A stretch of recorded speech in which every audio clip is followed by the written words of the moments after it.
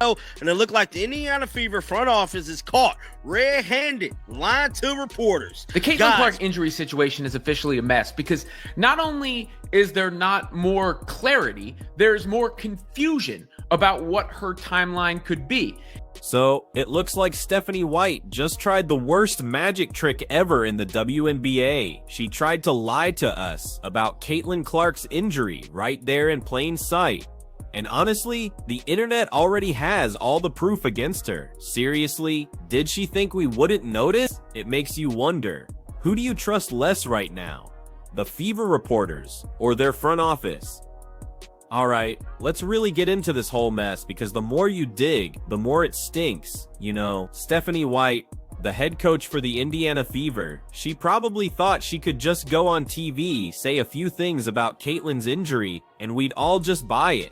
But there's a huge problem. Her whole story about the timeline just doesn't add up. And when your timeline is off, fans are absolutely gonna call you out on it. It's that simple. It was said on the ESPN broadcast on August 12th that Stephanie White hoped Clark would be back in practice this week. Open portion of practice, Clark is not seen.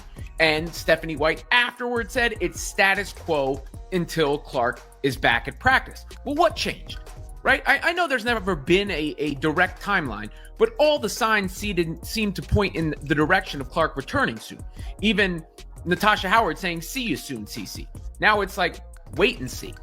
So let's rewind this whole circus, because it's wild. The official story they tried to push was that Caitlin Clark got hurt during a workout session, probably around August 7th, you know, cute, right? It sounds all neat and tidy, almost like they practiced it in the locker room before handing it off to the reporters. Except, we're not dumb, fans aren't blind, and we've got the footage, we've got all the receipts, and in those videos, Caitlin Clark is walking around Phoenix on August 7th, casually rocking a Prada bag that cost more than my car, and she's moving smooth as butter. No limp, no wincing, absolutely zero sign of any injury. So unless Prada bags magically became miracle orthopedic devices overnight, that whole "she was hurt on the 7th" story, that's just plain trash. Straight up trash. And there's further information coming out that Clark suffered a bit of an ankle injury in the midst of her recovery process. Did that hinder her return? One reporter saying yes, another reporter is saying no. Bottom line is, we need to know a little bit more. We don't need Caitlin Clark's in-depth medical report, but it's fair for fans to wonder if the Fever and the league's biggest star is going to return to the floor this season or what the chances are. And she's been out of action for 5 weeks. So it's not as if some patience hasn't been expressed. But here's where it gets even funnier, or maybe just more ridiculous. Stephanie White and her little PR crew didn't just try to sell us that bad story and then quit. No way. They actually doubled down on it. I feel like they were lying about her injury as far as like the severity of it. I think it's a really bad injury. I think when they rushed her back that one time, I think she hurt it even more and it pushed the timeline back. Trying to come back and come back quickly. She needs to make sure that she's 100%. The competitor wants to play. We're prioritizing her long-term health and wellness is the most important thing. As bad as it might sound, I think it might be like a season-ending level type of injury and they're hoping to get in the playoffs and they can somehow get her during. And get this, some reporters like Scott Agnes, who are supposed to be giving us the facts, they actually started laughing while they were retelling Caitlin's injury story. And I'm not talking about some awkward little chuckle. No, this guy looked like he was literally auditioning for a stand-up comedy special while he was talking about how unlucky Caitlin was to get hurt at the very end of a workout. Like, bro, are you serious right now? You're really laughing about an injury to the biggest star in women's basketball. That's not just unprofessional, that's straight up clown behavior. And the craziest thing about this last groin injury with Caitlin Clark is how it's been covered. The day after she had the groin injury, she was listed as day-to-day. And then a couple weeks after that, then she was listed to being out indefinitely. Now, ESPN had August 12th as the circled return date for Caitlin Clark to get back onto the court. And just yesterday, she was listed as a game time decision for today's game against the Dallas Wings. And then after practice yesterday, Coach Stephanie White basically came out and said, like, no, Caitlin Clark hasn't even been practicing. So they changed it from a game time decision to her being out. This has been all over the place, and I get it to a certain extent. The fans, the media does not need to know every little thing that's going on with Caitlin Clark's injuries, especially a star player like that. We will never know all the information, nor should we know all the information, and that's actually good for Caitlin. It protects her for when she does come back on the court. She can't be targeted. Teams can't use a certain injury or ailment against her if people don't really know what is going on. But the reporting of her timeline in general, there has been no rhyme or reason to what has been shared about it. And honestly, this is exactly why fans have completely lost all trust in the Fever front office and all their little media friends. Look, it's one thing to just spin a story, right? Sports teams do that all the time, we get it. But to outright lie to your own fan base and then just smirk while you're doing it, that's not just insulting, that's basically telling all of us, hey, we think you're too dumb to even notice. Newsflash, guys, we definitely noticed. Nonsense is false hope to get people to keep showing up, keep buying tickets. They got us content creators waiting and hoping, hey, they said she might be, this is the empty time, this is the time for practice that she might return. There you see it. Caitlin Clark on the sidelines, not practicing at all. It's done, you guys. It's over. It's over. We just have to accept the fact there will be no more Caitlin Clark this season. It is what it is. It is a wrap. Now let's talk about how these lies just keep piling up. Remember that game where Bianca January, the assistant coach, straight up stepped on Caitlin Clark's foot?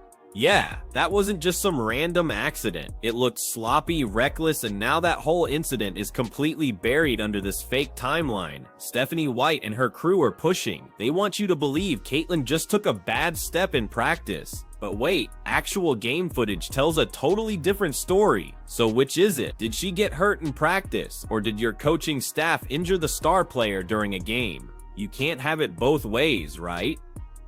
And what's even worse is Caitlin herself is getting forced into this whole PR spin cycle. Every time she talks about her recovery, it sounds so rehearsed, like the words were basically handed to her by a Fever intern. I'm working hard, feeling good, just unlucky. Yeah, okay, it's the same exact script they've been feeding fans for months, and the problem is, nobody's buying it anymore. Because fans still remember that August footage, they remember the January foot stomp, and they absolutely remember how the Fever staff has mishandled Caitlin since day one. When all those puzzle pieces click together, it's just not a pretty picture. Plus, let's not forget, Caitlin Clark is in her second year. She's not some wide-eyed rookie anymore. She's already proven herself. She's already selling out arenas all across the country. And yet, here she is, being treated like some piece of equipment the front office can just play with. If this was the NBA and a coach injured a star player, man, heads would roll. ESPN would be running 24/7 coverage, the league office would be launching investigations, but in the WNBA, cricket, just a bunch of reporters acting like unpaid interns for the team. Speaking of reporters, Scott Agnes, man, you really messed up here. You were supposed to be the guy giving fans credible update. Instead, you turned into a full-on company man, parading that nonsense story about a defensive drill injury, and you did it with a smile on your face. The absolute worst part? You actually looked happy. Caitlin got hurt, like it just handed you a story to milk. That's how bad it's got. Fans don't just distrust you, they're calling for boycotts. And honestly, they're not wrong. The Indiana Fever's credibility is completely shot, and Stephanie White is clearly the face of this entire problem. She seriously thought she could just hide behind reporters, feed them a cute little timeline, and then move on. But guess what? This isn't 1995. Fans have eyes, we have social media, and we have memory. We're not forgetting what happened in Phoenix. We're not forgetting when Caitlin was pulled from hyping up the fans by Brianna January. These aren't just coincidences, guys. These are patterns, and patterns expose the truth.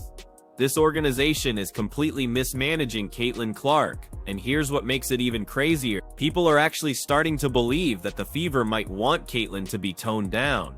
Think about it. She comes in, she shakes up the whole league, she pulls in crowds bigger than the WNBA has ever seen. Then suddenly, the narrative shifts. It's all she needs more muscle. She needs to get stronger. She's just not ready. And then what happens? Caitlyn puts on muscle way too fast, ends up with an injury, and suddenly her whole second year is under a huge cloud. That's not just bad luck, that's really bad planning. So, who do we blame for bad planning?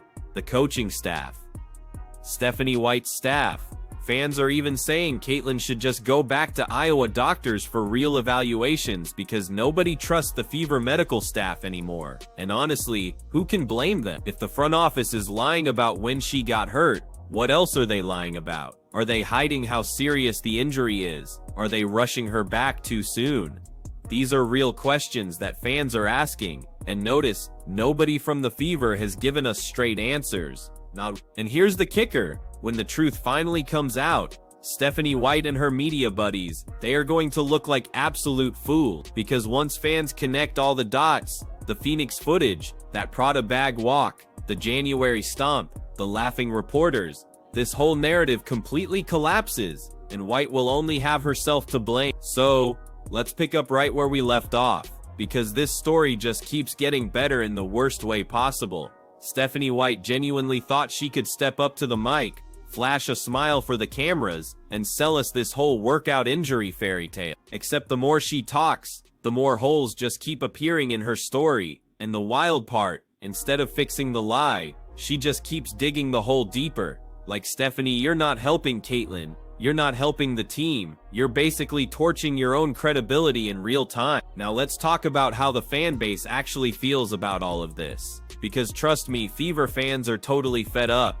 They've had to watch Caitlin Clark get pushed around, targeted on the court, hacked by defenders, completely ignored by refs, and now this, mishandled by her own coaching staff.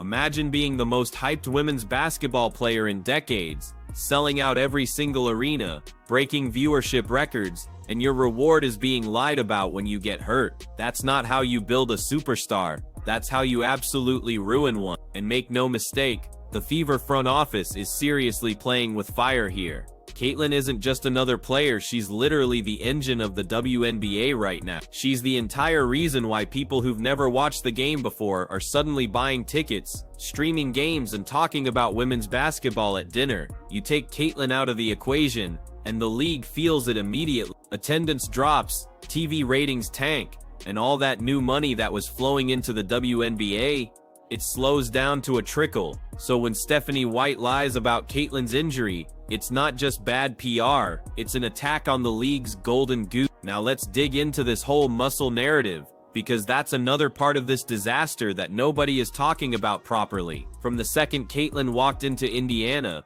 all we heard was, she needs to bulk up. She needs more muscle. And sure, strength training makes sense. It's a physical league and players need to protect themselves. But adding that much muscle that fast, that's a recipe for injury. You don't need a medical degree to know that. And guess what happened? Exactly what you'd expect. An overworked body breaks down. But instead of admitting their training program might have been reckless, the Fever decided to just pin it on Caitlyn taking a bad step. Yeah. Okay, that's like blaming the steering wheel when you crash a car after cutting the brakes. And you know what else really stinks about this whole situation? The timing. Caitlin Clark was seriously heating up. The Fever were finally starting to show some flashes of potential. The league was buzzing, fans were energized, and then boom, this fake injury story hit. Suddenly, Caitlyn is sidelined, the Fever stumble, and the whole vibe just shifts. That's not just unlucky, that's sabotage. Whether it was intentional or not, it's still sabotage. And the fact that Stephanie White is on camera trying to smooth it over with a phony story just makes it even worse. But here's where the sarcasm just writes itself. Stephanie White is acting like she's some kind of PR genius, like she really thought nobody would notice all these contradictions. Lady, this isn't 1995. Fans aren't sitting around waiting for the newspaper to tell them what happened anymore. We've got Twitter, Instagram, YouTube, TikTok, and about 10,000 cell phones recording every single second of Caitlyn's career. You can't just erase footage. You can't just rewrite history. Fans literally have slow motion breakdowns of games, time-stamped clips, and side-by-side comparison. You are not fooling anybody. And speaking of not fooling anybody, Scott Agnes, my man, you seriously need to take a seat, because laughing while you're explaining Caitlyn's injury isn't just unprofessional, it's downright disrespectful. You were supposed to be the guy delivering facts, but instead, you turned into a hype man for the Fever's PR department. And the worst part, you actually looked like you enjoyed spreading the lie. Like, who raised you? Who taught you that journalism meant just parroting whatever the team told you and then adding a chuckle for flair? No wonder fans are saying to boycott Scott, because once you lose credibility, you don't get it back. And Scott Agnes lost his in about 5 seconds flat. Now let's zoom out a little bit, because this isn't just about one lie or one injury anymore. This is about a whole culture of disrespect towards Caitlin Clark and her fan base. From the moment she entered the league, it's been one roadblock after another. Refs swallowing whistles when she gets hacked, commentators nitpicking her every single move, coaches trying to sideline her energy, and now reporters lying about her health. It seriously feels like there's a coordinated effort to dim her shine. And the crazy part, it's absolutely not working. Fans are still riding for Caitlyn harder than ever. Every lie, every cheap shot, every shady move only makes her fan base louder and more loyal. But let's not pretend this isn't dangerous, because Caitlin Clark isn't invincible. She's human, and if the Fever keep mishandling her like this, it's her career that's at serious risk. Every unnecessary injury, every rushed recovery, every shady media spin, it all adds up, and before long it could cut her career short. That's the nightmare scenario, and if that happens, trust me, the backlash on Stephanie White and the Fever will be absolutely historic. Let's talk about Brianna January for a second, because her name keeps popping up in all this too. First she steps on Caitlyn's foot, then she's the one pulling Caitlyn back when she's trying to hype up the fans. What does that look like to you? It looks like somebody who doesn't want Caitlyn to shine too bright, and if that's true, it's honestly pathetic. Because last I checked, this is professional sport. The whole goal is to win games, not to suppress your star player's personality. And yet, here we are, watching Caitlyn get dimmed down by her own coaching staff. That's not just incompetence, that's sabotage dressed up as coaching. And here's where Stephanie White's instant regret really comes in. Because by lying about this injury, she didn't just cover up the truth, she actually lit a fire under Caitlyn's fans. She turned a simple injury into a full-blown scandal. Now every single move she makes, every word she says, it's going to be under a microscope. Fans aren't going to take her word for anything. Reporters outside of Indiana are already starting to sniff around this story, and once national outlets get involved, White is absolutely going to wish she had kept her mouth shut. Let's also not ignore how this whole thing makes the WNBA look either. The league has been fighting tooth and nail for legitimacy, for recognition, for growth. Caitlin Clark gave them all that in one package. And what happens? Her own team can't even be honest about an injury. That's amateur hour. That's the kind of nonsense that makes casual fans just roll their eyes and say, "See, this league isn't serious." And that's so unfair to every other player who's grinding every single night. The WNBA deserves better.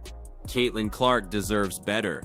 But instead, they've got Stephanie White lying on camera like she's auditioning for a reality TV show. And let's be real, Caitlin Clark herself probably knows exactly what's going on. She's way too smart not to. She knows the timeline doesn't add up. She knows the media spin is totally bogus. But she's stuck, right? Because what is she supposed to do? Call out her own coach in the middle of the season? Risk being labeled difficult or ungrateful? She's trapped in the same PR web as the fans, forced to just smile and nod while Stephanie White tells lies on her behalf. And that's truly the saddest part. Caitlyn is being silenced in her own story. So where does this all go from here? Well, one of two things is probably gonna happen. Either the Fever finally come clean, admit they completely botched this, and start treating Caitlyn like the franchise player she actually is. Or, what's more likely, they keep lying. The fans will keep all the receipts, and eventually the truth is just going to explode all over them. And when that happens, Stephanie White won't just regret lying, she'll regret ever opening her mouth at all.